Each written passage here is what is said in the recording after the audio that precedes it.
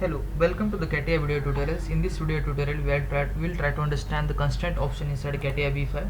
So we are in the sketching environment. So let's first of all understand the different constraints available inside the CATIA V5. So for that purpose, I am drawing some sketch entities like circle, line, and all these things. We have already seen how to draw them, how to use these commands. Now we'll just draw them for understanding the different tools that are available inside CATIA V5. So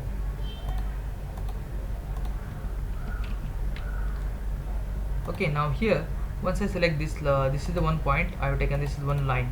Okay, I will try to select this line, and here I can select this option, and once I go here I can specify the length of this line, and I can set this line to be horizontal vertical if I want to be if I want it to be horizontal, and if I want it to be vertical, then I can select vertical option. Okay, the position of the line will change, but you can move this line because it is not fully defined with respect to origin. Okay, so that you can edit afterwards. Now if I want to make the coincident relationship between the point and between the 2 points, then I can say you have to select the first 2 points, go through this option and select coincidence. Okay, once it becomes coincident, you can see this point has been now be moved over here.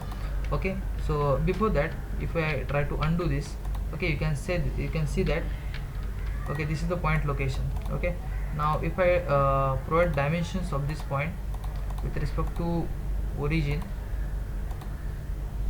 okay, and now this point is now fully defined, and if I try to again provide a constraint between these 2 points, then what happens is this point will be moved at this line will be moved at this point position. Okay, so this will become coincident, and so in this way we can make use of this.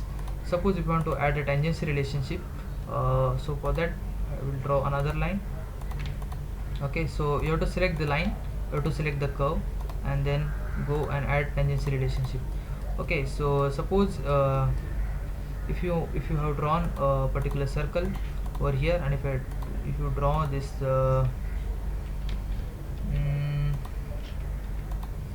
circle also, we can add this tangency relationship between circle also. Basically it means it is not possible only in case of this it is also possible in case of arcs as well as ellipses. Okay, so in this way you can add the tangency relationships. Secondary, if we want to make if I draw any line and if I want to add angle directly, then you can basically go here and you can select this length option. You can provide the length. You can also add a horizontal vertical relationship, and if you want to add the angle, then you have to basically select this constraint option, select the line, select the horizontal, and you can add the angle. Okay, and if you provide the dimension of this point with respect to origin, then it will become fully defined. There are more options like suppose if you draw any line, okay, and if you draw any vertical line, okay, and if you want to add the perpendicular relation between these 2 lines, you can directly select this and add perpendicular relationships. Okay, so in this way you can add parallel, perpendicular, and if you draw any circle and if you want to fix this circle at this position only, then you can directly select and you can use this fix option. Okay, if you want to delete this relationship, select this relationship and delete. If you want to add dimensions of radius and diameter, you can just select and add radius and diameter to this circle.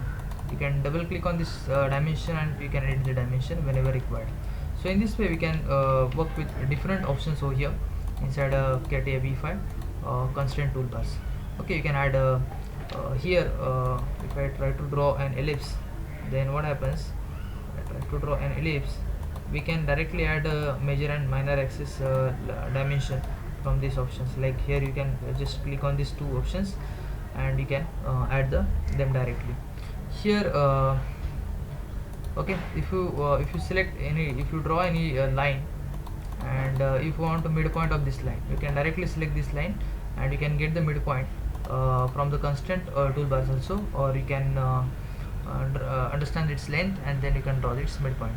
So in this way we can work with different constraint toolbars inside CATIA V5, and in upcoming video tutorials we are going to understand more toolbars inside CATIA V5. That's all. Thank you.